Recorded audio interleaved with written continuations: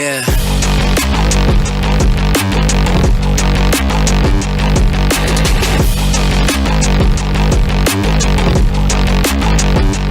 Come on.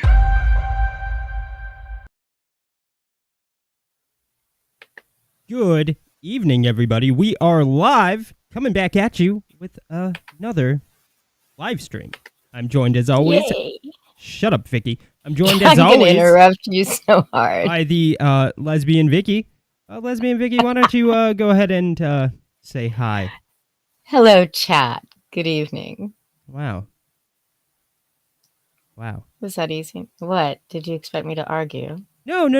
It's just it was a very lesbian essence of your hello. But anyways, guys, we have a wonderful show for you tonight. We have a lot of topics.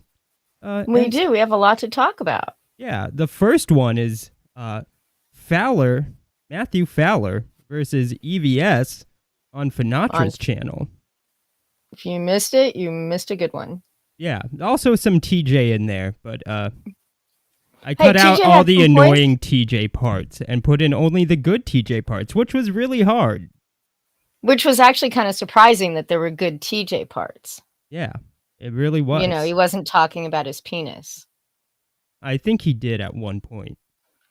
Yeah, not too much, though. No, during that. What's up, everyone? We are in the final week of the ISOM #1 campaign. Of course, thank you for your support, but there's a couple of things that we want to address in this video as we enter into the fulfillment phase. Now, we're going to announce that fulfillment date very soon, but you need to order within the window, so by the end of the actual campaign end date, if you want to receive your items with those initial orders. Now, after the Doug Ernst, comic book hut, Douglas Ernst, and iconic comics, ironic gay obs. Blast from the past. This video basically reveals that all of the comic book hut bunch videos of stuff for there. the last 3 years, And then or at least we a good also portion have of them.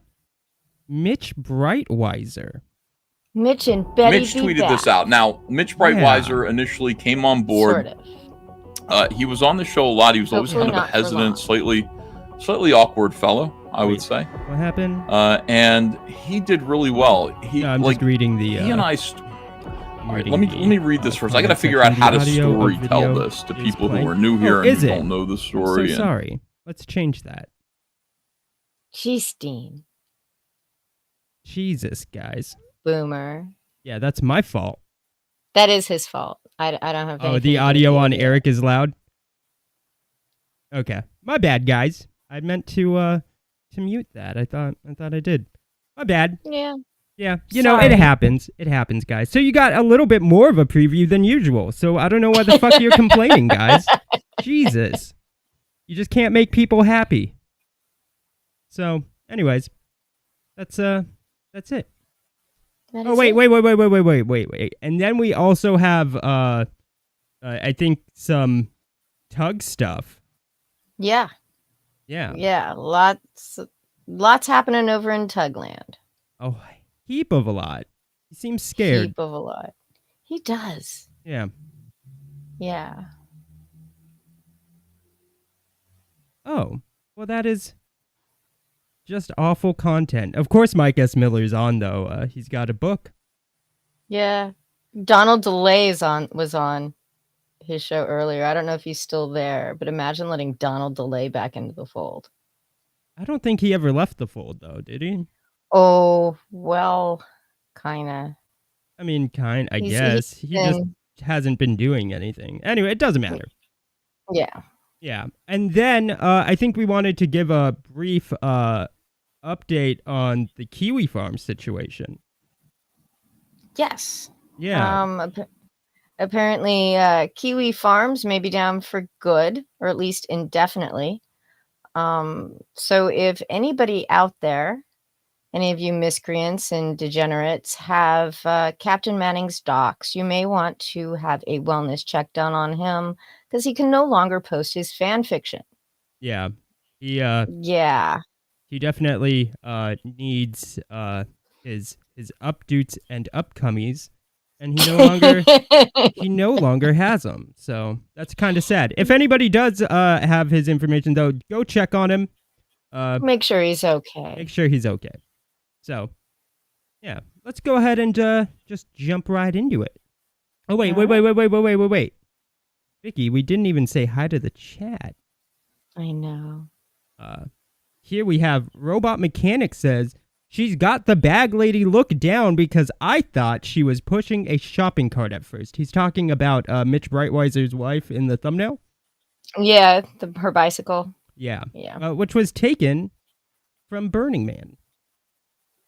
Despite them needing to sell their house, I guess. Or having sold their house. Yeah. We have newheg.com says, donate to the Heg Foundation to provide piss bottle to obese man children who do not qualify for disability. Oof. That's a good cause. Well, I mean, but that it's a dead cause. Let's put it that way. Yeah. Pumafist says, what's up, witches and warlocks? Pumafist tuning in live for the first time.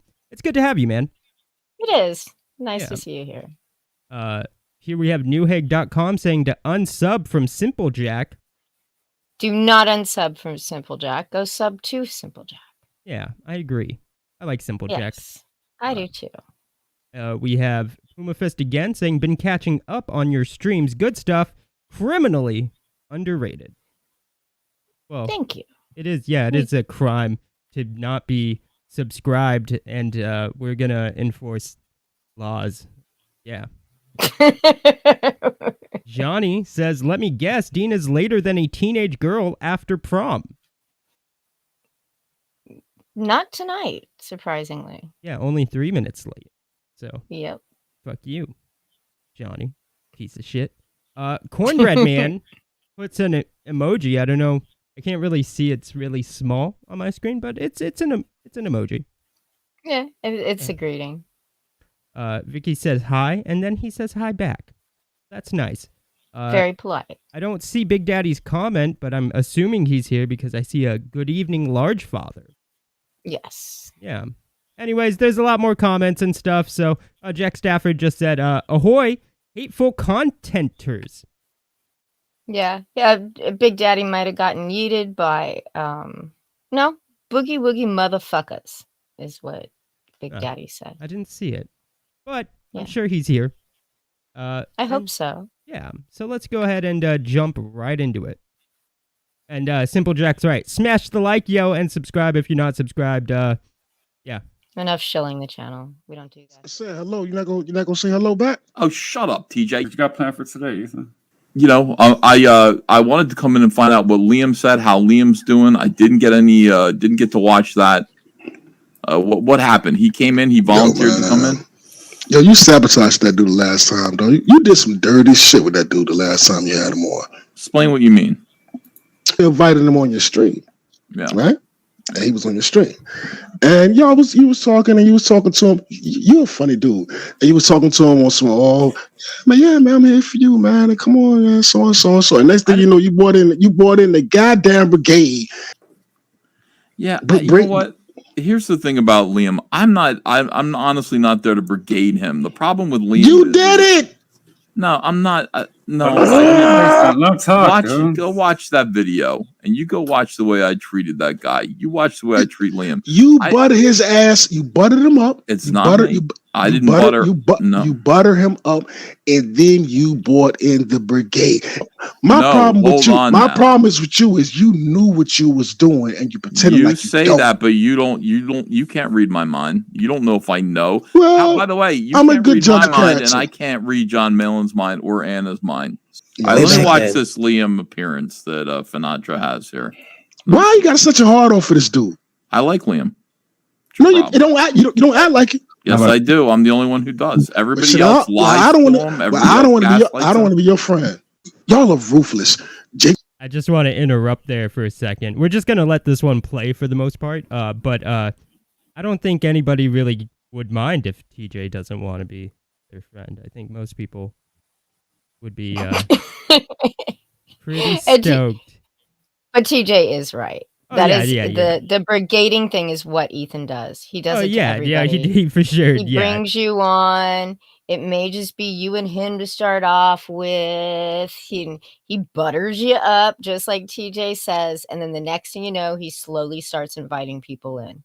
Yeah, like freaking, like Liam wants to share a stream with John Delarose, but Ethan brings him onto the stream. Oh yeah, no, for sure. Multiple times. Oh yeah, so he did it on purpose, without a doubt, and it was fucked. But we'll listen more. JD, y'all made this shit damn near impossible for him. Not you. So don't take it personal. JDA and his minions, right?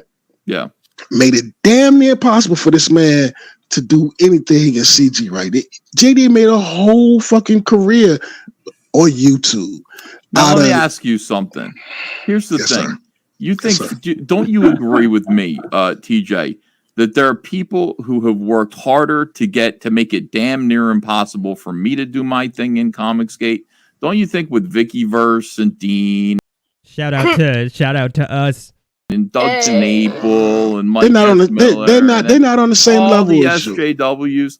You think they're working me nonstop. Kiwi Farms. Well, all of these people. Now, if I chose to just do everything that Liam is doing and chase these people and sabotage myself by taking their bait, don't you think I could sit there and cry and go, "Oh, everybody's made it impossible for me to succeed"? I'm succeeding anyway because I am doing what I'm. Oh, that's Liam's art? Yes, that's the point. Word. Holy shit! Is it really? That's what he told me. Yeah. Oh. Okay. When you bring up Liam and you're hunting him down, what it appears you're doing, I'm doing what? What did you say? Hunting him down. Like, hunting him down. Yeah, because he popped over. Here's the whole thing. No, don't talk over me. He popped over for Nacho's stream, and then. Are we back, guys? I think we're back. Okay, we're back. Yeah, you lost about a minute. It wasn't the most important stuff. We're just gonna play through it. My bad. I had some weird internet connection issue. So, hey, Vicky. Hi, Dean. Okay, cool. Nice to have you back. Shut up, Vicky. We're trying to watch this. Either here for him or me. I doubt you're here for me. He ain't here for you. Exactly. Shigga my motherfuckers. What's up? Brother. What's up? Welcome. Matt, tell me that's not your intro. Tell me that you do not accept that it's your intro. I accepted Shigga into my life, TJ. You're just gonna have to deal with it. Fair enough. Speaking I'm gonna fall back. Man. I'm gonna fall back. Y'all got it. Can't wait till I get my shirt. I'm definitely gonna be on camera. Man? What's up, Matthew Fowler? How are you? Chilling. How about yourself, man? Good, man. Enjoying the CG slumps like usual. So what's the deal with Liam? I kind of just walked up into it and everybody's Liamizing again. Like, what happened? So Liam, what do you mean? What are you missing? What's the problem? I just tuned in and they were EFAP you guys were all EFAP something talking about. So Liam is out of the hospital. Bring him back. Liam is out of the hospital. Now the question is to anybody who was paying attention to what Liam was going through, where's Liam going from here? Now, if Liam wanted to say, you know what, I'm going to fuck away from comics. I don't want to be a part of this. That would be fine. Liam wants to do comics. I'm going to try my best. I'm talking to him in private. I wanted to hear what he said on this stream because he's talking to me in emails. He's showing me some work. We're having conversations. And I want to see what his attitude is on a live stream. Just compare it to what I'm hearing from him. Right. If I can be more assertive this time in taking Liam away from the problems that he's had, I'm going to do it. I'm going to give it a shot. Now, for 2 years, Liam has never shipped my book, right? And I always mention it or whatever, in that same style. Like, yo, I never got my Xenotype. There's 14 of us who never did, right? But after that last week shit, right, where he fucking killed himself or attempted suicide, sent the note out and all that shit, dog, I felt horrible. You understand? I felt like one of the worst people on the internet for even participating in riling this fat fuck at all. You understand? He ripped me off. Yeah, he never sent me my shit. Yeah, he's a compulsive liar, sexual harasser, does all this crazy shit. He came to me to clear his name. I offered him a chance to show his receipts like a normal fucking person on the internet and prove his innocence. He just doesn't answer. Like, and now he's back as an artist. Like, all right. Yeah. When are you guys going to be happy with just leaving this fucker alone is what I'm saying. Yeah, you know what I'm saying? Exactly what was pissing me off, man. It makes me laugh, but it's like, fuck, man. No, because like you guys always do play those suicide attempt like Kiwi Farm clips, and you talk to them about Joy Division and dudes yoking themselves. No, hold on. Maybe that was a good idea. You said that. I've got the clip, dude. You're talking about like, yo, Joy Division and the lead singer yoked himself, and they became a thing. And then you said to him this, right, the day before he'd suicide attempt, you said this to him. You said, maybe that was a good idea. That probably worked out for the best. And you know he's suicidal and crazy anyway. We all know that shit. That's why the fucking giggle's immense and why everyone picks on him, because he reacts so fucking bombastically, right? You're telling me in your heart at all in this past month, you didn't feel a little bit guilty for just clowning the shit out of this helpless dude, like someone who pulls wings off fucking insects? It's vile, dog. Thank you. And to get real passive about it and to be real lackadaisical and fucking cheery about that shit and then back on his ass the minute he's out of the fucking hospital. Even if he's fucking blowing you up with the best art in the world, you know the dude has fucking mental problems. There's probably some Filipino artist he hired for his great comeback or some shit, dog. Just like tell him you to go away. know crazy is crazy. But what I'm saying is, what will it take to make you leave? Just leave him alone. No, how about if he actually like does something to his family? If he actually flies over here and does something to John, like when will it be good enough? Is all I'm asking. Because it's like, dog, after he got in the hospital, it's like I'm not even fucking with this anymore, even jokingly or whatever. When will you guys draw the line with your large platforms? If you didn't do this, all the little peons and fucking soldiers wouldn't mimic you, motherfucker. You sit there and act like a complete fucking cunt, and then you act like no one mimics you. You understand? You have an army of fucking clones that harass and spread that shit, dog.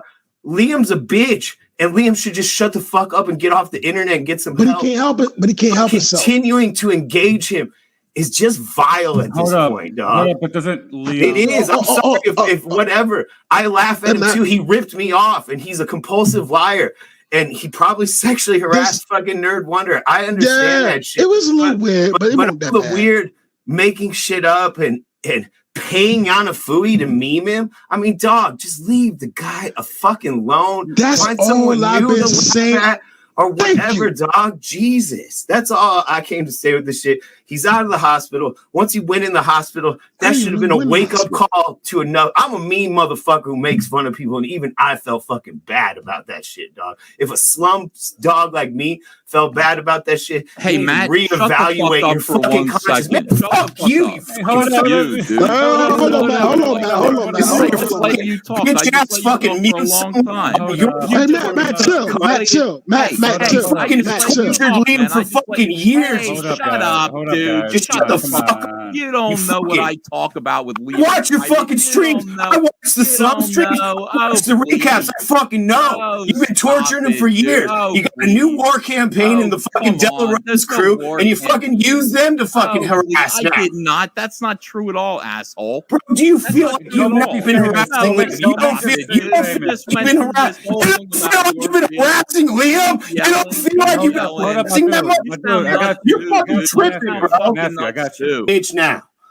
Matt, just shut up. For one second. I'm not going to shut up. Just leave Liam alone. Just leave him alone, dude. Are you going to be happy when he kills himself? When he actually gets it right? You can give him enough confidence and build him up enough so he actually gets it right.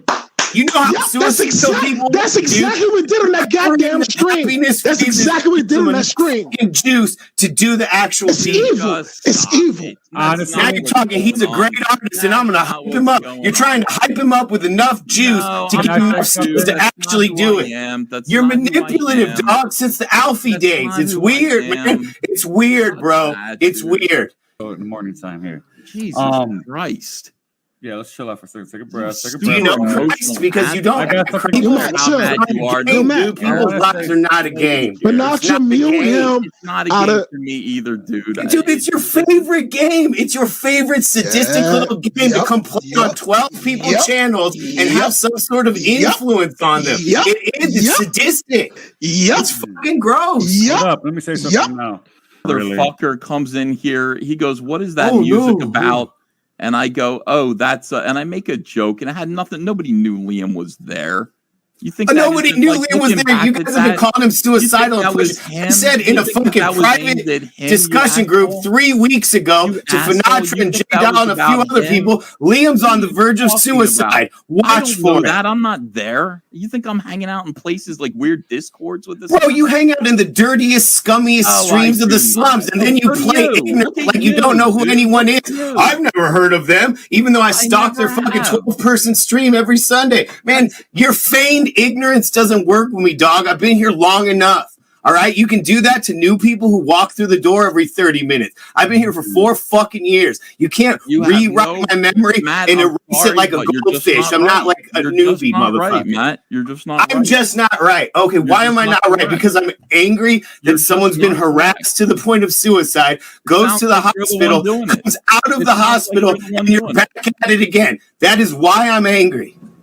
It's fucking infuriating. I'm sorry if that's not a reason to be angry. Dude, if your kid was getting harassed and fucking bullied and almost committed suicide and your kid got out of the hospital, how would you feel if the same people who bullied him and harassed him were back at it again the day he got out of the hospital? You're autistic kid, because autistic kids get bullied. I have a 15-year-old one, so I know that. So let's be real. Do you think harassing autistic people is a proper thing to do as the parent of an autistic child? I'm serious business, motherfucker. I'm not trying to get mad for no reason. I'm asking you an honest question. I'm trying to answer you and you won't shut up. I've tried to keep him on track his entire fucking career. And it's always this back and forth. Were you keeping him on track when you were burning his books and laughing at him? Was that keeping him on track? Well, what part of the track was that? No, just tell me what part of the positive track to safety that was. Explain, Matthew. You're disingenuous. That's all. Just be real for 1 minute. That's all. Just be real. Does real mean crying and making accusations? No, real means don't be like, I was trying to lead Liam to the path when you're burning his books and harassing him. Like, don't be disingenuous. Just keep it 100, dude. God, that's the snake shit. The slimy lies. Just be real, dude. Matt, I don't want to start the drinking. hell up and let me answer you. You're making a lot of allegations. This is required to survive it. Because you're a slippery little eel, and if I let you get squirming around, you're gonna get off base. You're wrong, but... So that was a thing. That happened. That did happen. No, it was really good. I gotta say, like, I think Fowler fucking nailed it. I mean, he was saying pretty much everything. Yeah, it's a tough one, right? Like, because, you know, Finatra was all, you know, he brought Liam onto a stream that day. That's why Ethan shows the fuck up. Yeah, but that's like, you know, it's but okay then if he's Finatra like, wants to like, it's okay if Finatra wants to have Liam on. Like, I don't think Finatra, I do think his take on the Liam stuff is dead wrong. I think it's just way off base. Yeah. But like, I think Finatra is friends with Liam. They're friendly. Yeah. But Ethan, man, swooping in like a fucking vulture the minute Liam pops his head back up. Yeah. Was just so fucking distasteful. So let's watch the Liam thing. You know, everybody who's watched the stream already watched the fucking Liam thing. Ethan can sit there in, you know, the comfort of his own goddamn basement and replay it. But no, he's got to EFAP it so he can add his own little commentary to it, right? Because that's what makes him happy. That's why he sits there on fucking JDA streams for the last year while JDA's EFAPing Liam. You know, harassing him, saying like some of the most vile shit they have said about Liam in the last year. Yeah. And it's like, you know, oh man, I don't brigade anybody on my channel. Yeah, you fucking do. Like last night or 5 o'clock this fucking morning, Ethan fires up a stream around like 4:30, right? Because he ain't got nothing better to do in the middle of the night. I'm still awake. And I show up. He's e-fapping my Twitter because the man's got no content. I shit you not. 5:00 in the fucking morning, and Ethan is e-fapping my fucking Twitter. And Vicky, you come on here and explain yourself. It's like, no. Like, what? Who in their right mind, no offense to anybody who may do this, is actually going to go on Ethan's channel? So what? He can pretend to be nice. He can gaslight you. He's giving you right? orders. Like, that's a... Yeah. Like, Vicky's a strong, independent lesbian woman. She doesn't take orders from a man. But this is what he does to everybody. You go on there, he starts being nice, and he starts gaslighting you, and then the next thing you know, he's the whole time he's probably fucking DMing everybody he knows and like yelling at people in the green room DM group to come on the stream so they can, go at you too. And then, and then you have like 3, 4, 5 other people going at you. And what kind of, like, why would I do that so he can get super chats? Yeah. Oh, yeah, no, right? It's really dumb. It's a dumb idea. You come on my stream. Come on my stream. Well, you only have like 13 people watching, so? Right? So what? We can still have that discussion. But I'm not going to help you monetize. Yeah, and that's you're not exactly going to make money. Yeah, you're not going to. I'm not going to help you monetize. You want to e-fat me and lie about me some more? Go ahead. But I'm not going to let you do it to my fucking face on, while I'm on your stream. And that's exactly what he did to fucking Liam. Yeah. And Fowler's got the right of it. Yeah, without a doubt. Fowler was. Everybody knew he was fragile. Nobody, and none of them gave a fuck. Yeah, right? And like we brought up, like, we did Liam content at one point, but there was like a point where like we're like, I don't know, this seems like a little much. Yeah, we're just like, I can't do this anymore. Yeah, like this is you watch the way he was just breaking down, and there was just no way I could do it anymore. And then Ethan's like, I'm gonna fix Liam like he's a $6 million fucking man. We will rebuild him. All I've got to do, and he says this, all I've got to do is get him away from the bad influences. So basically all of his friends who were supportive of him and helped him out and made sure that he had, that he was taken care of when he decided he wanted to kill himself. I need to separate him from all those bad influences in his life, like a fucking cult, right? Or an abusive fucking husband. Yeah, well, like, that's the part that's like, I mean, it's not funny, but it's the funny part of it. It's like, he's like, here Ethan is doing like all these, going on to like all these Liam streams, burning his books, like doing all this shit, and then he's like, Liam just needs to listen to me. Just me. Because I can make it all because better. I can make, like, and it's like, dude, that's fucking... I know it's best for Liam. He just has to listen to me. How fucked up is that? Honestly. I can't even imagine. If I was Liam, and if I was advising Liam, I would tell Liam to stay as far the fuck away from Ethan as humanly possible. Don't buy into his, I'm going to help you. I'll make sure you can get back into comics. Don't buy any of that shit, because he's just going to, he's just going to kick you to the curb again. Yeah. Because he does it to everybody. Yeah. Right. Luster Dog asks, question though, should CG just block out Liam, or would that potentially make it worse? Because it looks like Liam isn't going to get away from all this. I don't actually have an answer. Like, I don't know. I'm not a professional. Like, I'm not gonna pretend to be one like Tug. But like, all I do know is that like, probably like shouldn't continue to like do streams ragging on him. That's like the only advice that I have on the situation. Yeah, I think stop pushing him. Is like, outside of that, I don't know. Liam could build up a fan base outside of CG. I think he should move on over to Kickstarter.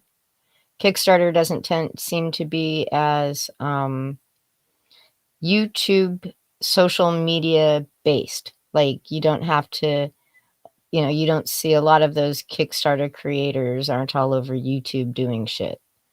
So you could build up and sell your book over there. Yeah. Especially if you have a titty cover. Always have a titty cover on Kickstarter. Always. Always. It's like a rule.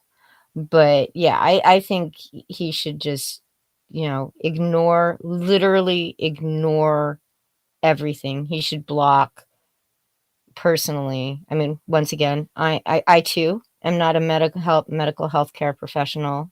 But I would block everybody in Comicsgate. I would block them on my YouTube. I would block them on my Twitter. I would just ignore them. Every time, JDA goes to EFAP me again, I would just ignore it. And, don't watch it. Let him say whatever the fuck he wants. Some people have like a hard time not watching content about them. I don't want to see it. I don't want to see it. People are like, "Did you see what this person said on the?" I'm like, "I'm not watching it." Yeah. I'm like, no. Yeah, the only stuff I ever I'm not doing that. I'm not falling into this trap of watching content about me. It gives me anxiety. Like, I know that sounds like really bitch-like, but it does. It is bitch-like. Shut up. Shut the fuck up, Vicky. I don't watch it. I don't tend to watch content about me. Like this morning, and EVS's channel was a bit of an exception. It was fucking early. There was nothing else on, and it was kind of funny. Like, I don't watch John De La Rosa's content. If someone sends me a clip or says, then I may watch it. But I certainly don't watch most everything that's said about me. Because it's just, what's the point? Like, how much of it can we change, right? They're going to say what they're going to say. You can say, well, I never did that. A perfect example was with the fucking Mandy thing a couple of days ago, right? Yeah. I make a comment about Dale Keown's cover, which was kind of like weird and creepy. Let's face it, right? And then Mandy suddenly notices, or right before I posted the tweet, Mandy had noticed that she's, quote, shadow banned on Indiegogo. Her Gemshock comic is no longer being recommended and promoted on the Indiegogo comic listing page. And at the same time, the images of her from her Indiegogo and the images of the cover are being censored by Twitter's AI, right? So because I posted that picture and was kind of like weirded out by it, I must have been the one. I reported her to Indiegogo. She just flat out says this on Twitter. Well, the talk is it was Vicky. Vicky reported my campaign. What the fuck? Nobody reported her campaign. Indiegogo didn't say, hey, somebody reported your campaign. Indiegogo didn't have her campaign under review. But suddenly everybody starts piling on me and saying that I'm not only reporting all of Mandy's tweets and going to people I don't even know and reporting their tweets, so that Twitter's AI, I control Twitter's AI now, people. Yeah. And tsunamis. So, like, I'm sorry, but if I was reporting your tweets, you either wouldn't know about it because it wouldn't work, or you'd be suspended. Yeah, that's like when you're reported on Twitter, and it goes through. Your images aren't hidden. You're suspended. Your account is hidden. Yeah. Right. And when you point out that neither of those things even happened, people are still telling me that I did it. Yeah. right? Like nobody reported it, or else she'd be gone. It's that simple. No matter what I say about almost anything, people don't care. It's like Vic King the other day, last night, right? Was it last night already? Yeah, accused me of doxing Tug. I never doxed Tug. He did it on his stream. I said, Vic, you've been lying about me for 3 years.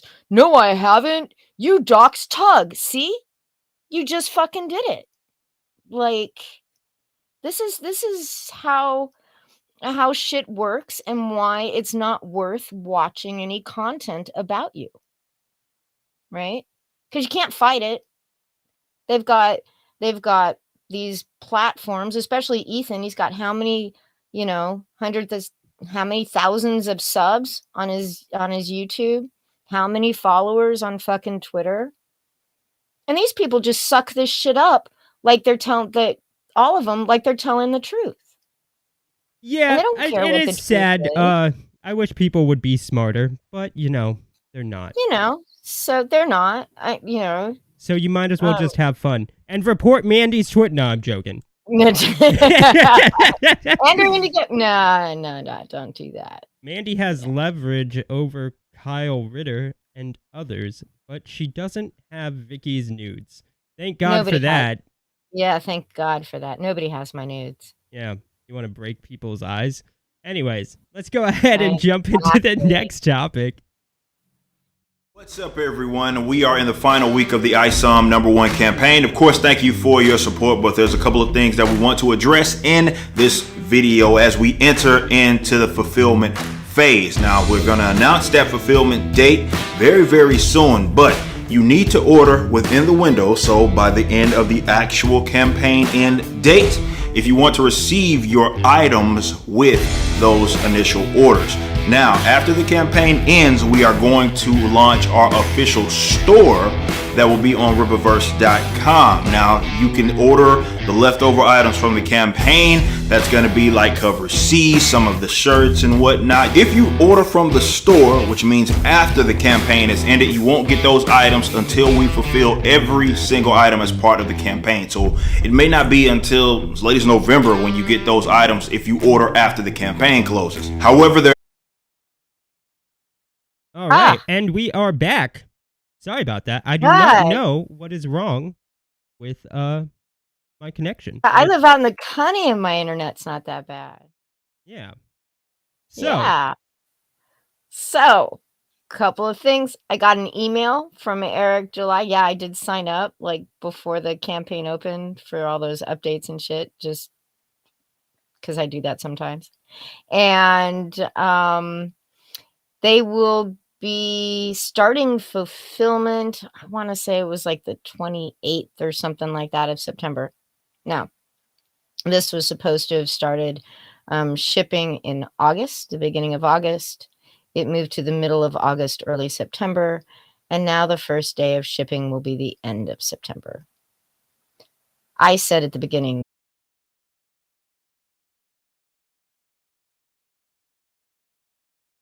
Yeah. So, I don't know what happened to Vicky. But so yeah. I'm right here. No, you're not, Vicky. I am. You are not.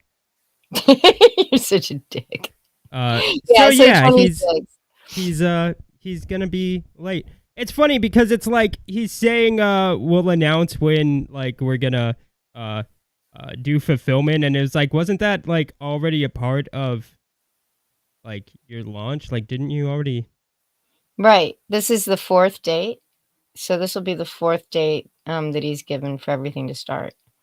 And really, Eric, man, I know this is going to sound kind of fucking nitpicky, dude, but couldn't you at least have hung that t-shirt up in the bathroom when you took your fucking shower? Yeah, that Steam thing it is a little bit, that thing is wrinkly as fuck. So it didn't look like it came out from under the bottom of a pile of fucking clothes. I know, it looks brand new, almost.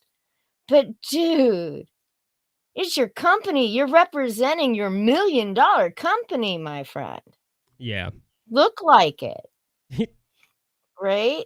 And really, just a helpful marketing hint, you should have been wearing an ISOM t-shirt. Or a Nara or whatever her name is t-shirt. Helpful marketing tip. Guys, he couldn't buy an iron. He spent all his money on totes. Okay? And now when he can't afford an iron, he has a place to store it, you stupid simpletons. You crack-smoking weirdos. The Wrinkleverse. Wrinkleverse. That's great. funny, Lester Dog. Yeah. So that was it for the Eric July thing. Yeah, that's actually what Ethan was going at me about.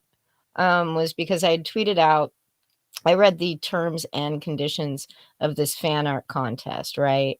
So when you first join the contest, you immediately have to give your mailing address, which I just find fucking weird. I don't care what people say. Well, that's what happens when you do these fan art contests. Everybody asks for that. It's still fucking weird, right? And then inside the terms and conditions, it says that that he basically has permission and is allowed to use your name, your likeness, not just your art. That's no big deal. That's what he's getting anyway. But use where your city and state where you live. And to me, that's okay. I think that they shouldn't. Like, it's fine. You want to use somebody's name. It doesn't give an option to use like your handle, but your actual name, right? But you shouldn't be telling people about, what somebody's real name is and what city and state they live in, even if it isn't your promotional material, because that's, to me, is just inviting trouble in this day and age, right? Which is all I was trying to get across. It's just, I'm not saying to myself that Eric July, or trying to even insinuate that Eric July is going to be fucking doxing people because I had July stands. Like, Eric wouldn't do that because I don't think that. I think that these people's information is safe with Eric July. I just think it's fucking weird to ask for a mailing address up front. Yeah. But I just don't think, in the interest of internet safety, like, there are crazy fucking people out there. I know people who have been threatened because of who they have done work for in this, greater sphere of comics. Like, physically threatened, have had their kids threatened just because of who they've drawn comics for. And that's fucked up, right? So I just don't think that's, to me, it's sort of a personal safety issue for somebody who is the winner of your fan art contest. Yeah.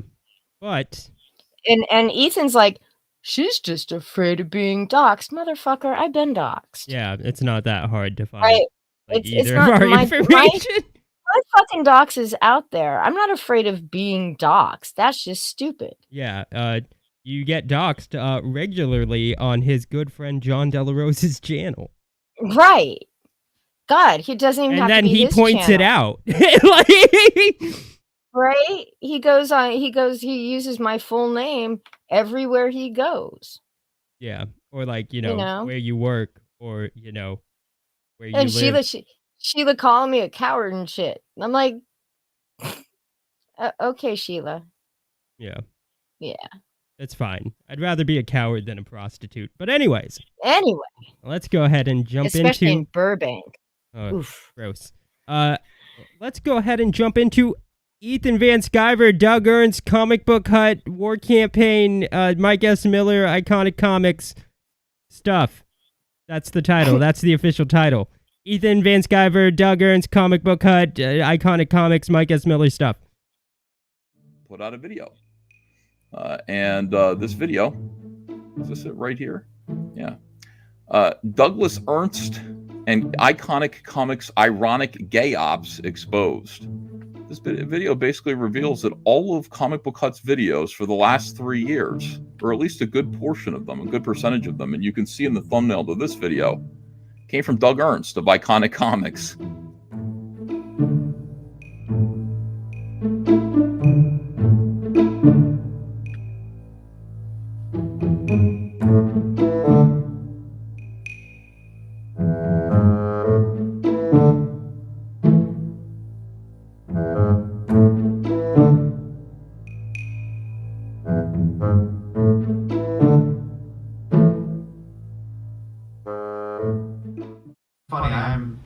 currently in a situation where it's like I've allowed things to happen.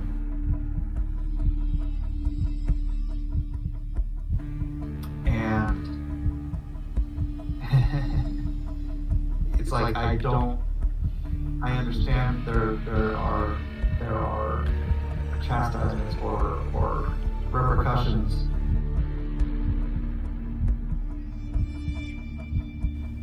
I don't expect God to get me out of certain things. I pray that He will.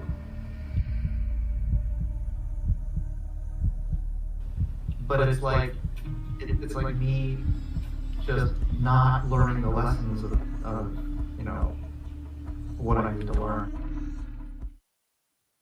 Holy cow. Yeah. Holy cow, guys. Holy cow. After all of that fucking fuss that he made, and this is going to actually tie into the Allegiance art stuff. It sort of rolls all together. It's a beautiful synergy. Because Ethan was talking about how Doug Ernst was going after Mitch Breitweiser, and apparently nobody really had to, because Mitch fucked that shit up by himself. After Doug Ernst used Comic Book Hut, and he tried to do it privately, and he used Comic Book Hut to go after his enemies, and then here you go. Yeah. Now I did cut out I sort of repurposed that video. I took it from Pan's Twitter. They never published the video. They never used it. They published it out like last week, I think, is when I saw it. But they never used it. I get the feeling that there's a bit Ethan wanted them to do that they never did, but not a lot, obviously, because at this exact same time, right, is when Ethan started talking about how Mike S. Miller had misappropriated the funds from his Indiegogo. It wasn't long after this that Roe flat out accused Mike S. Miller of embezzlement. So they were on the same page. They just didn't use the video. No offense. And which is crazy because you can't really embezzle your own money. But he did not spend his money wisely. I think he'd gotten in trouble. What I remember hearing was something about taxes. Like he had a big, huge tax bill and was doing this like one campaign to pay for the previous campaign's fulfillment. And then he'd have to keep doing that. Yeah, basically a Ponzi scheme, right? Which in my opinion is what Ethan's doing now with the Second Chance Wreck Planet and the Second Chance action figure campaign. But yeah. So, and full disclosure, I was told by Ethan last night that I am being paid by Iconic Comics. Wow. So now wait. Yeah, now Marvel and Iconic Comics. Yes. Yeah. Yes indeed. He and Ethan throws out this Doug Ernst, because he says Vicky must be getting paid. Like the Comic Book Hut got paid $1,000 by Doug Ernst. The Comic Book Hut was given $1,000 to put towards his mother's fucking funeral. That's what that money was for. He wasn't paid to do anything. See what I mean about the things that they just say and nobody even gives it a second fucking thought. Like you can't, how do you fight it? But yeah, so I guess Doug Ernst had a good week last week. Yeah. Good vindicated here, and not only that, he no longer has the Comic Book Hut association. He no longer has to pay the Comic Book Hut. Or just be friends with the guy. Yeah. And that's like probably the most rewarding thing in all of this. Yeah. Yeah. Yes, indeed. Probably. So, why don't we go ahead and check out what Mitch Breitweiser has been up to when he's not at Burning Man getting high. Mitch tweeted this out. Now, Mitch Breitweiser initially came on board. He was on the show a lot. He was always kind of a hesitant, slightly awkward fellow, I would say. And he did really well. He and I. All right, let me read this first. I got to figure out how to story tell this to people who are new here and who don't know the story, and even to those of you who were here and now this is a new revelation. Mitch says this: our first partner pillaged funds and defrauded investors. Had to use our life savings to make it to Walmart. Distributor changed our terms 1 year in and took everything else. Haven't made $1 from them since February 2021. Shit. Sold our house just to try to finish our season 1 books. Now you know, he said. So he just finally got this off of his shoulders. If I sound bummed because I haven't figured out how to scale our online audience, it's because I've given my entire creative and industrial spirit to this thing that got so jerked around. All right, so there you go. That's what happened to Allegiance Arts.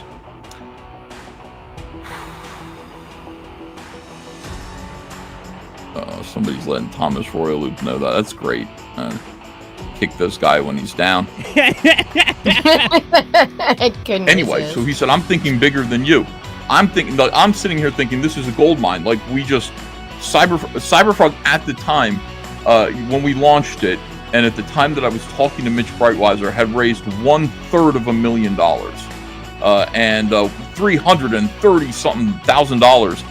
And to me, like, that was more money than I've ever imagined ever seeing in one place at one time. And I said, I'm good. I'm good. I can keep doing this. But he said, no, what we could do is we could get our books distributed in Walmart. And I said, oh, that's interesting. Like, comics in Walmart, maybe? Sure, I can picture Cyberfrog in Walmart. I think Cyberfrog is a very marketable IP.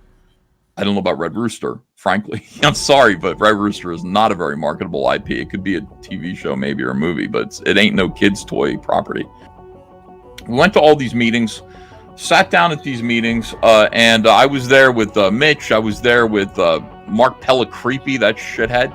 And I was there with these guys who were Allegiance Arts. Betty was there. Walmart. We're there talking to Walmart. And we're talking to a magazine distributor. And I go, how do we get you? So what do we got to do to get you to put our magazines in Walmart? And they're like, pay us. And I'm like, it's as simple as that. Yes. You will pay us to put your comic books on the magazine stands, and they will be returnable to you if they do not sell. So what do we need? What do I need you guys for exactly? So that's that. I kind of took 2 trips to Arkansas and then kind of told Andres that I just don't think there's anything here. I don't think this is for us, but we'll see. I'll hang in with them and we'll see where this goes. This guy calls me up and he just goes, you haven't signed anything? I had some papers in front of me. I chose not to sign them. Andres said, don't sign anything until our lawyers look at them. And so I said, okay. He said, you didn't sign, like, at some point you got to sign Cyberfrog over to the company. And I said, pardon me? And he said, yeah, you see, the thing about it is the way this company works is that we're not like a comic book company, we're an IP farm. So the company, Allegiance Arts, has to own all of the characters, all of the IPs, so that we can shop them around to Hollywood or have Walmart do whatever it is. Isn't Walmart gonna? The thing is, we have investors, and the investors are going to invest in us based on the value of the IPs that we have to offer. Okay, so when read. It was something like they'll invest in us 4 times what your crowdfunding campaigns earned. And I said, so you've got Red Rooster, and Red Rooster has brought in maybe $120,000 or something like that. So Red Rooster is going to bring in, about $500,000 from an investor, perhaps. And And I was just like, yeah, well, okay. Cyberfrog is, but at that point, Cyberfrog was at $500,000. So Cyberfrog was worth $2 million from investors. And I said, oh. I said, that's not what I want to do. You understand? Like, I'm not somebody who's going to turn over Cyberfrog. I don't care. I don't understand what, you know. I didn't understand that this was the situation that we were getting into here. I didn't understand that. So, I'm out. You know, I'll be out of this. Okay. So, anyway, that was it for me. I hung up the phone with this guy. The end. And I got a sudden phone call from Mitch Breitweiser. He said, Ethan, he said, this is Mitch. I heard that you just had a disagreement with David about the rights to Cyberfrog. He must have, I don't know. I mean, look, you know, you were right to tell him that you were going to, you know, because I think I said to him, I said, I need to talk to my attorneys and all this too. I'm not just going to get, there's no way. Yeah, talk to whoever you need to talk to, Ethan. He was wrong to approach you like that. And I didn't, you know, I didn't know that. He basically acted, he was like, I can't believe this guy, you know, said that he wants to get Cyberfrog from you. And I said, yeah, it was really weird, but I'm not going to do it, so that's that. So I get a, this was August 7th, 2018 that this happened.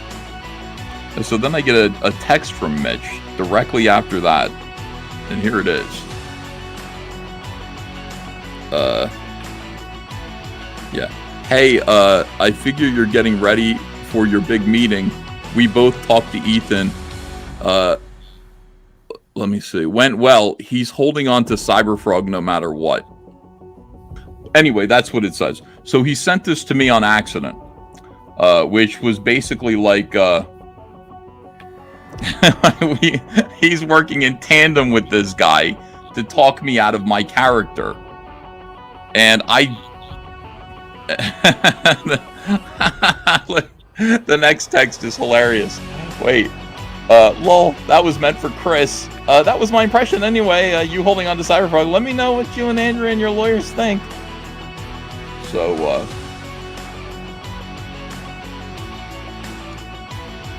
so that was it for me. I was out of the, I was out of the deal. Now, a bunch of stuff happened to Mitch since, and I didn't tell anybody this because I felt awful about it. I felt awful about it. I didn't want to sell Mitch out. Clearly, Mitch had tried to swindle me. In my opinion, it was as though Mitch, who was somebody who I'd been talking to, who understood that I'd been blacklisted and was now in the same boat as him, creating for my very life. It appeared to me as though Mitch had tried to swindle me at a moment when I could not afford to be swindled. At the same time, Comicsgate was important to me, and I did not want to cause him or his business any trouble at all. So I kept it to myself. I'm going to bang my head against the keyboard for a while.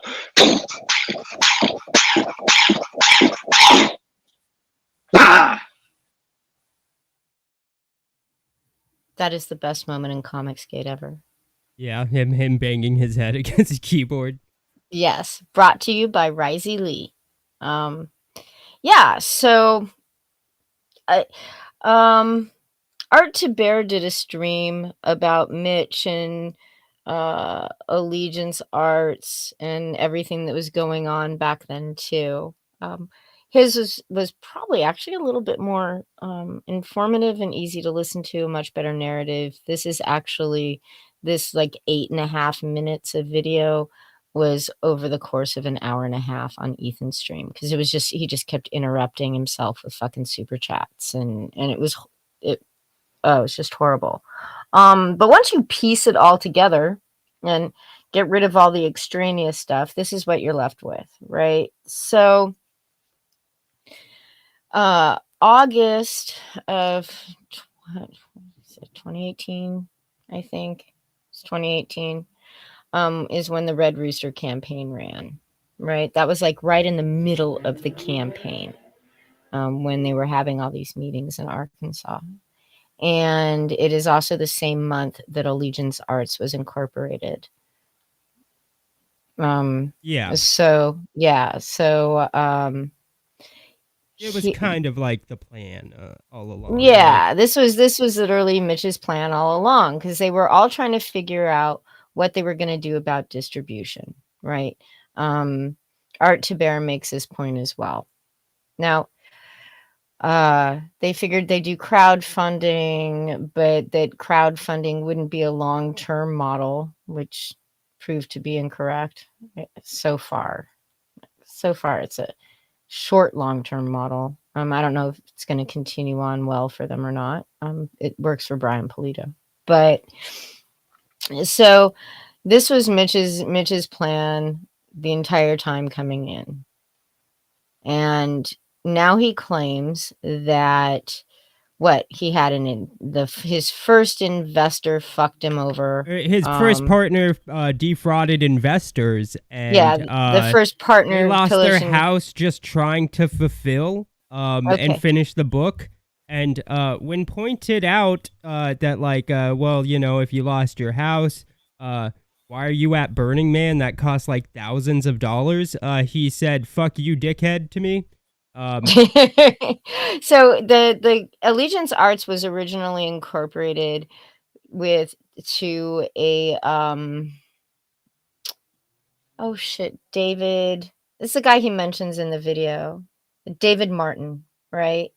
This David Martin. David guy. F. Martin, yeah. David F. Martin, who I'm assuming is this first partner, right? He was a corporate officer until August of 2020. So when Mitch came crawling back to Comicsgate at the end of 2020, when he was still hadn't fulfilled Red Rooster, right? Red Rooster was going to be fulfilled in March of 2022 after it had already gone into Walmart.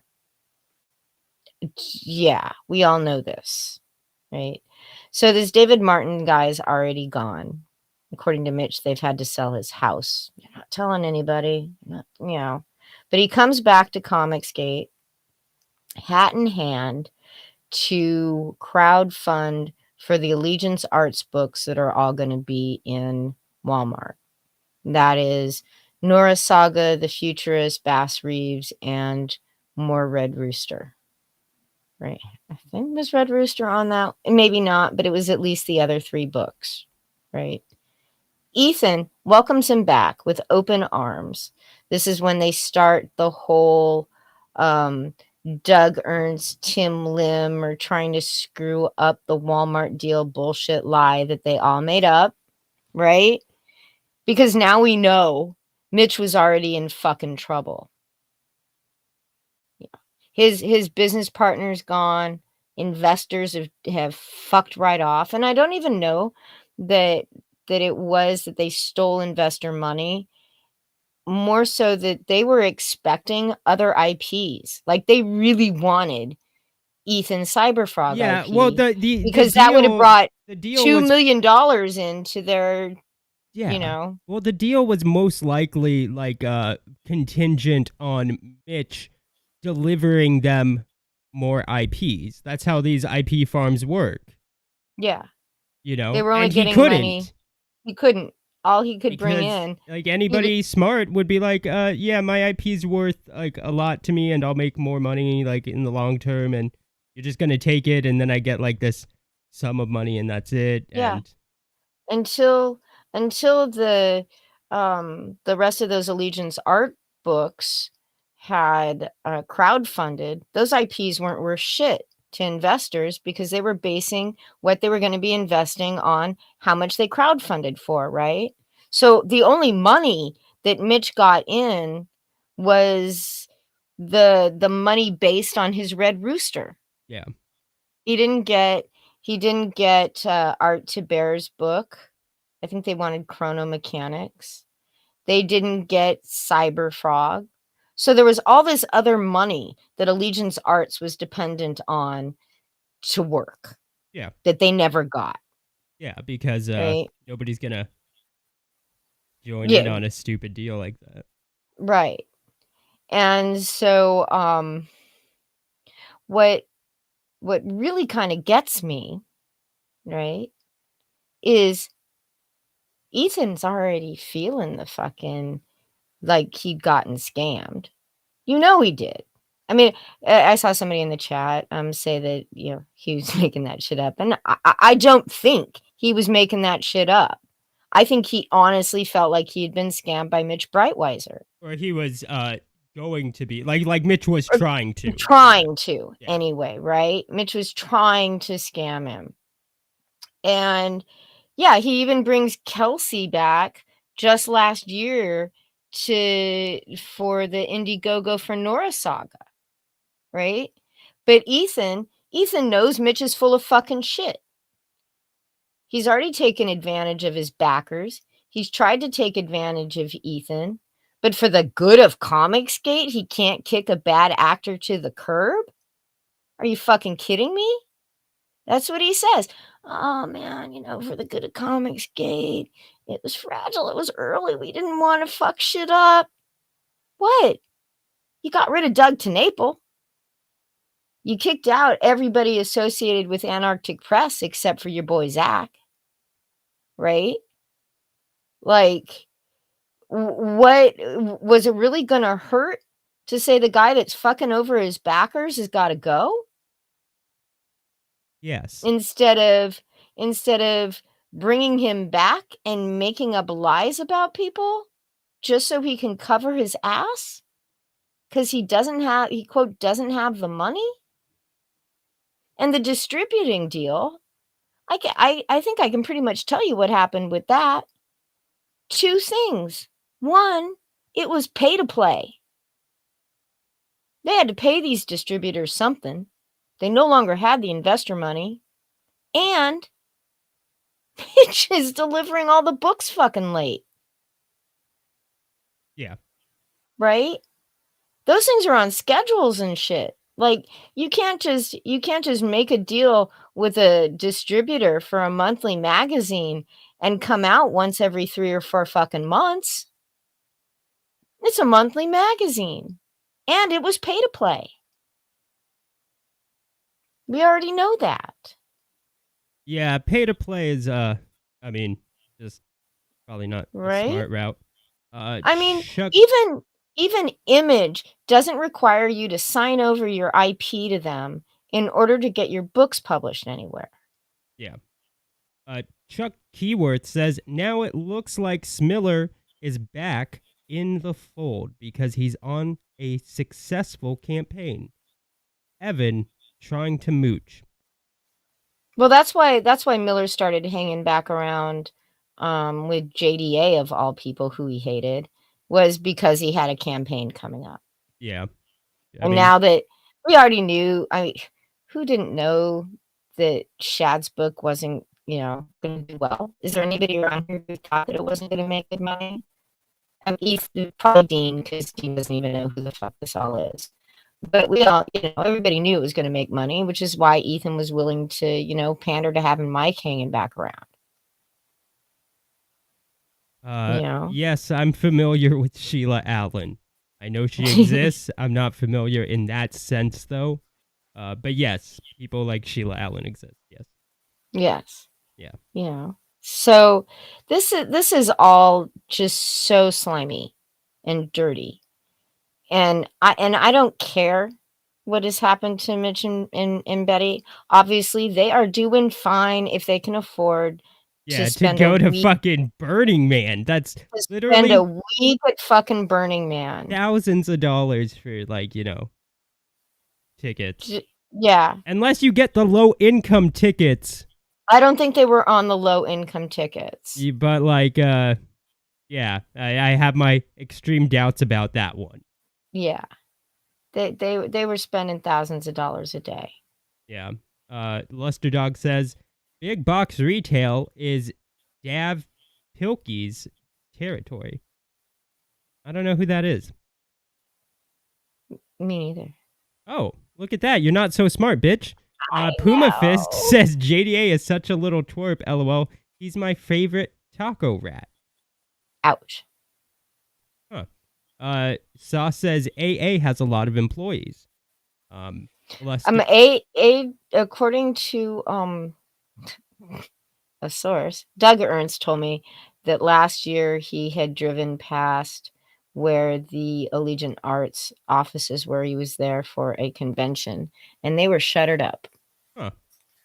They do have a lot of artists and people to pay. They have a lot, but I don't even know how much of that there is anymore. Yeah. Right? Because how many more books can they put out? Yeah. No, for real. Certainly not with the model that they're using. Yeah. Luster Dog says the idea that comics in Walmart was gonna save comics was a flawed idea from the start. We have Saw saying you can pay a company to shop your IP around. You don't have to sign it over. Yeah, but that's not like an IP farm. Like IP farm. Yeah, that's not what Allegiance was. Yeah. We have Sauce saying Puma Fist when I said investing. That's a response. Mitch acts too nervous to be trusted. I would agree. He is very twitchy. He is twitchy. Big Daddy says Puma Fist. If you're not a JDA fan, you need to see my roast of Comicsgate stream. Yeah, you should watch that. You should. If anybody in the chat that's a mod wants to go ahead and drop the link for Big Daddy's channel, that'd be cool. Sauce says Walmart got 4 issues of Red Rooster before the backers got their books. Yeah. Yeah. Yeah. And they used the money from the backers to, kind of get there. So, anyways, now we're going to move on to that umbrella guy. Which I can't see the screen because you're not sharing it. Yeah, I know you can't, you stupid bitch. You don't get to see it. I won't be able to participate. You got to read it all by yourself, Dean. That's fine. But it says it's an article from the Rolling Stones. New report claims YouTube is cashing in on misogyny, racism, and targeted harassment. Yes. So, well, yeah, let's see. So, of course, engagement is the big thing on YouTube. That's where they start the article. It says, but a new investigation by research firm Bot Sentinel found at least 24 YouTube channels with flagrant policy violations were allowed to continue posting without censure from YouTube moderators. Even more alarming, they're still getting paid. Christopher Bowsey, who I'm not sure what I think about him yet. I think Bot Sentinel is a great grift, but useful all at the same time. Yeah, I mean, I don't necessarily agree with what this article is saying. There are things that I think are, like, good points. Like, I do think that, like, some people on YouTube, do cash, like, use the platform to make money off of, like, targeted harassment type shit. But, like, I do also think that some people are falsely accused of shit like that. Right? Right. And then also, like, you have Keffels, who, like, uses the Twitch platform to do the For same targeted shit. harassment. Yeah. Yeah. So, like, it's like, it's hard to police because a lot of it, literally just comes down to free speech. Yeah, and I agree with free speech. And the rules, unfortunately, have to be kind of broad, and unfortunately, but the choices that YouTube makes tend to be kind of narrow unless there's like a mass flagging campaign going on. But that's even that can be fought. So I don't know. I'm kind of I don't want to see YouTube suddenly going after channels that have like a specific kind of content. Unless it's just, someone reading the fucking news. If you're just sitting there straight out reading news articles for hours and you're getting money and you're not actually talking about anything, and it's like some robot voice just reading Sky News articles, I think you should get the boot. I think that's just, that's not content. Well, you are at that point just stealing content, like from the news. If you're stealing that, content, that made that news article, like you can't just read. You have to even add commentary. That's totally fine. But like if you're literally just reading a news article, you're stealing that content from the news. Right. Company. I mean, there's still fair use. And it'd be the same thing like if you're just uploading somebody else's video. That's literally the same thing. You're just stealing somebody else's content. Yeah. I don't think, for instance, that you should be allowed to make threats towards people, I don't think that's an actual crime, Vicky. And like crimes aren't actually covered under free speech. No, but I mean there are no, like legit, like crimes, if something you say is a crime, like right, a threat of violence that's a crime, and that's not actually covered under free speech. Like I received one of those today in a chat. Well, good, bitch, you deserve it. I know, right? But yeah, so I mean there are those things that are illegal that shouldn't be allowed. But I also think that there are channels that that run very close to the line, if not cross the line. That's sort of a fuzzy line, so to speak. And that's something that YouTube, I think the more play it gets in the media, the more people start to notice, especially certain channels, the harder it's going to become for everybody else. Right. So this report you mean like Tug? Oh my goodness. Could I possibly mean like Tug? Because he is actually mentioned in this Rolling Stone article. So Christopher Bowsey tells Rolling Stone that the report uncovered a pattern of unchecked hate speech, misogyny, racism, and targeted harassment, singularly focused on famous and identifiable women. The most mentioned women in the channels were Meghan, Duchess of Sussex, and actress Amber Heard. God, it's getting late. Both of whom have remained extremely vocal about the long-term mental and emotional effects of targeted harassment. While the report notes that Bot Sentinel has been hired by Heard's team in the past to determine how much of the online hate was organic, they write that, quote, no one hired Bot Sentinel to compile and publish this report. So like this Meghan Markle, there are five only that they looked at, only 5 of these single purpose hate channels that were focused entirely on Merkel.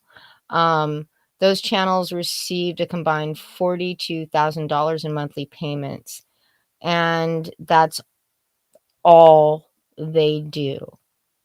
Just like Tug has become an all Amber Heard all the time kind of channel. What's funny about like his channel is like you could say it was like a pro Johnny Depp channel, and like it started off that way for like the first 3 videos covering that topic, and it quickly turned into just like an anti-Amber Heard channel, which is fine. Like Amber Heard sucks, I get it, right? Like I'm not a fan of her.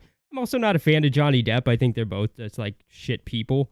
But like you can't say that it wasn't a channel that had dedicated itself to slamming Amber Heard. Yeah. But it's also like fine, like you can do that. I don't actually think that there's an issue with doing that, right? Like if it's covered under free speech, then like I'm okay with it. But then like there's also like there is like a fine line, and I think that's kind of what we're talking about, right? Yeah. So the article continues, and this is the part about Tug. Cashing in on the public's morbid fascination with the Johnny Depp trial, one creator made over 128 videos making hurtful comments about Heard's body and defamatory claims about her testimony in the trial. Now, this creator, not mentioned in the article, made over 900 Amber Heard videos. So within the videos, Heard's name was mentioned, and this is just 128 videos, mentioned over 6,000 times, according to the report.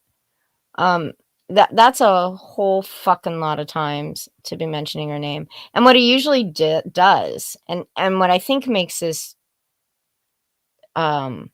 makes it obvious that he knows what he's doing, right, is that he'll say things like, a particular actress, right, or a certain Aquaman starlet.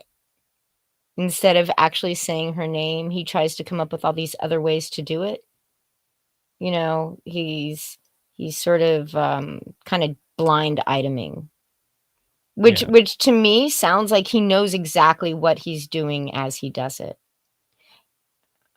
Maybe not to other people, but I've been I've been paying attention to how Tug operates and how his content has worked for the last since he was doing videos about corporate reports from companies that make comic books. Yeah. Right. So yeah, this goes on. Apparently, Owsy, he does flag. He reports videos, not surprisingly.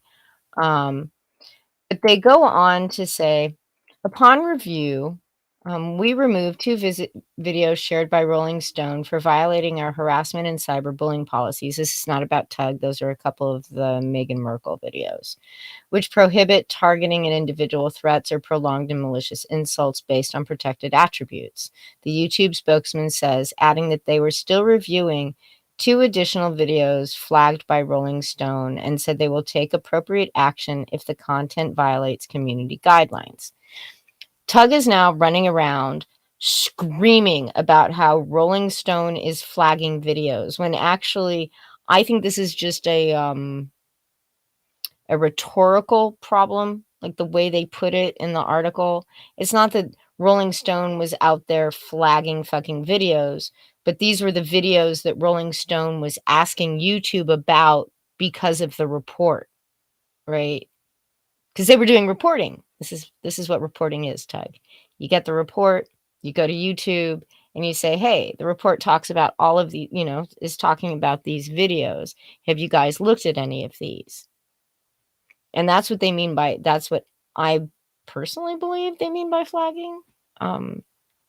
Even though, Tug and the lawyer brigade, the internet lawyer brigade, who's behind Tug because he was such a great spokesperson for Johnny Depp, I guess. I don't know. Yeah. There you go. So that's the thing. And like I said, I don't know. It's tough, right? Because morally, I think Tug's content is bad. Repugnant? But I don't think that you can police bad behavior. I mean, you can. I don't think you necessarily should. I think what kind of I think people, it's more like a public look on things to determine whether or not it's like I think that sometimes behavior and actions are bad, but I don't think that those bad actions and behaviors should be outlawed. I just think people should kind of look at it and go, yeah, that's gross, dude. Yeah, and move on. Yeah. So, in the Bot Sentinel report, yeah, no, I agree, Puma Fist, 100%. Repugnant content should be allowed. Yeah, yes. I'm an advocate of free speech. I just think that people should kind of be yeah, that's gross, dude. Fuck you. And you know, as a society, people should, just kind of like look over that person, but it shouldn't be like outlawed, or even kicked off the yeah, or necessarily kicked off the platform. Yeah, unless they're committing crimes in their or a content. flagrant violation of terms of service, like privacy violations or anything like that. I don't know. I don't have a can problem also with, be abused though. It's hard. It is hard, but I if you're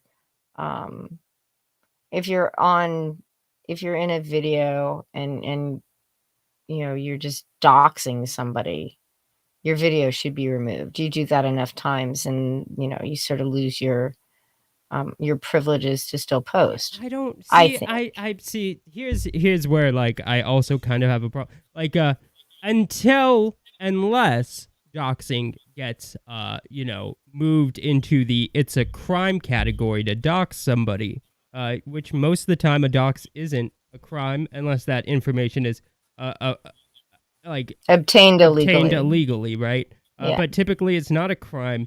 Like I don't know, but YouTube does have their rules, right? And yeah, like, but I'm not going to say like, oh, YouTube like can't have their own rules. I'm more of a free speech person. I'm not saying that. I'm not saying like morally, I have an issue with it. Oh yeah, morally, doxing is shit. Don't do it. You're a piece of shit. But like technically, it's free speech, and that's shitty. But that is a thing until it's not free speech. Like I mean, I just have to say that's gross, and you're a piece of shit, and people shouldn't watch your content. But you should also, sort of, you do need to work within the limit set forth by the platform that you're borrowing to get your, to get your content out there. And if the platform says you can't do it, you shouldn't be doing it. Yeah. Vim Raz makes a good point. He says, Tug's idea of reporting involves more creative writing than his comics. Yeah. So, what is what's sort of funny, in a way, is after this report and the Rolling Stone article came out, Tug went and privated over 40 videos. He lost, and when he did that, right, he lost 7.5 million views for YouTube, which could have cost him, according to Social Blade, upwards towards $40,000 in ad revenue, right? Because Tug got nothing to hide. I had someone tell me, well, he's worried about being reported. Well, these videos have probably already been reported by every herd stand who came across them on YouTube, right? If they hadn't, so and they were all still standing. Just saying. And then Tug starts arguing about ellipses in the report, and claiming that he was so first he says, I was taken out of context. Well, he's taken down all the videos. How can you tell he's been taken out of context? Well, you have to take Tug's word, and we all know how good Tug's word is, right? So Bot Sentinel went ahead and uploaded all of the transcripts that they have for the 1,262 Tug videos that they analyzed. So you could actually go through and look to see if the quotes that they used were actually in the transcript. And I did that on my Twitter, and they are. But there's one video that Tug and the YouTube lawyer brigade that he like is friendly with have taken issue with. And it's because there's 4 quotes contained in it. 3 of them take place within a minute of each other. And then the 4th one takes place like, I don't know, a couple of hours later. Right. So obviously Tug didn't really say that. Well, Tug still fucking said it. That's what ellipses are for. That's what they mean. And really, this was just a. She's got those psycho eyes. Yeah, She's trying to dress it's like, that again, way. she's trying to dress like conservatively. You know, she's dressing down there, and she looks crazy. She looks crazy. Man, Depp, whew, I feel bad for that man. She's got to be, again, she has got to have some sway. Like, I mean, she has to be a very effective manipulator. You know, people always bring up sexuality, and it's more than that, because people in the down hours, you know, they find a way to worm in and pretend they're that thing that you're missing in your life. And he's obviously missing something, you know, because he's a heavy substance user. He's got all the money that, you know, you can buy your small islands, and yet still, again, he's missing something in life. And she wanted to pretend to be that. So that's his defense. The one clip from one video. Yeah. And like, you know, but there's also all of their findings are available on the website. Like everything that they looked at, all of the transcripts, thumbnails, I mean, everything that you could all the data, they're very open about it, and it's all available for download and for people to comb through. Yeah. And I just think that it, you know, what did I say? 900 and something videos about fucking Amber Heard is excessive. It is excessive, but it is his, I guess, right to do so. Yeah, it's his right. But it's weird. like, I mean, okay, so here's where we're at, guys. It is his right to do so. I agree, and I don't think that right should be taken away. I think the content is dumb. I think it's stupid, and unfortunately, we do have to look at the reality of things. I do think it is borderline harassment, though. I really do. I think I could see where you're coming from with that, right? But like the reality is like she is like kind of like a public figure, and I think that you kind of accept that these things are gonna happen when you're like that famous, right? Like it'd be different if Tug was directing this content at somebody who isn't used to media attention, isn't used to obsessive weirdos, just a random person. You could definitely argue harassment, right? Like he's sicking his fans on somebody who just doesn't know how to deal with things of this nature. I think the problem too is it's not all, like, if you look at Tug's Twitter and you listen to his videos, is he ties everybody into like Team Heard, right?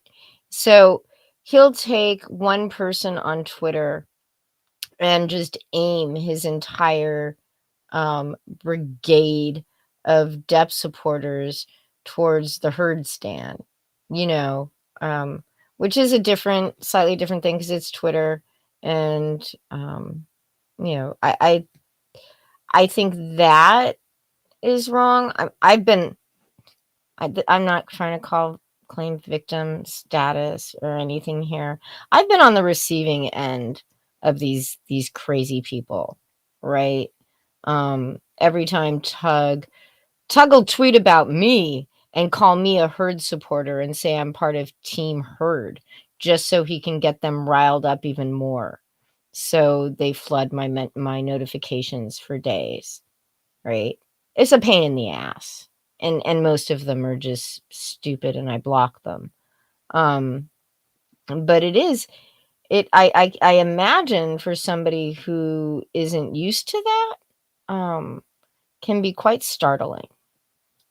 Yeah, and I'm sure it is. But what I was trying to say is like, like we have to realize, and this isn't directed to you, Vicky. This is actually to the chat of like, yeah, I don't think Tug's ability to make this shit content should be taken away, right? But kind of have to deal with the reality of the situation. Whether or not we think YouTube should act like a publisher or not, they are, and there is nothing that's actually stopping them from doing so. I know this protection section 230 or whatever says that they don't get to, but like the government isn't stepping in to stop them, and they won't ever, right?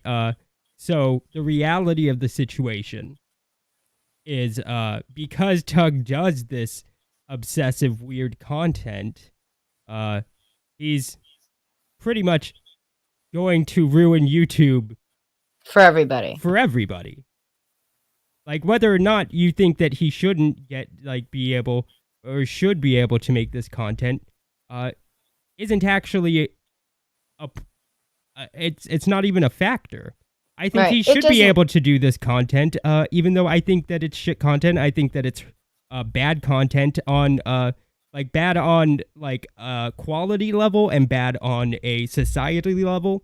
But I still think that he should be able to make the content. I just don't think he should, right? And the reality of the situation is because of his content, he's about to really fuck things up for everybody. Right. Keffels took down Kiwi Farms. So how many people have wanted to do that or tried to do it? And the reason she was able to do it was because she had the media on her side. Right? So the more media attention, the kind of behavior that Tug engages in, or some of these other single issue channels that are, not even single issue, but aimed at pretty much a single person, the more other people outside of these communities is going to be looking at it and putting pressure on YouTube, and important people like who have power to make shit happen.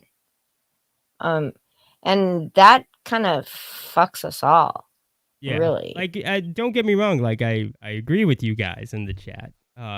But the reality of the situation says otherwise. Yeah. And like that's something we all have to kind of accept.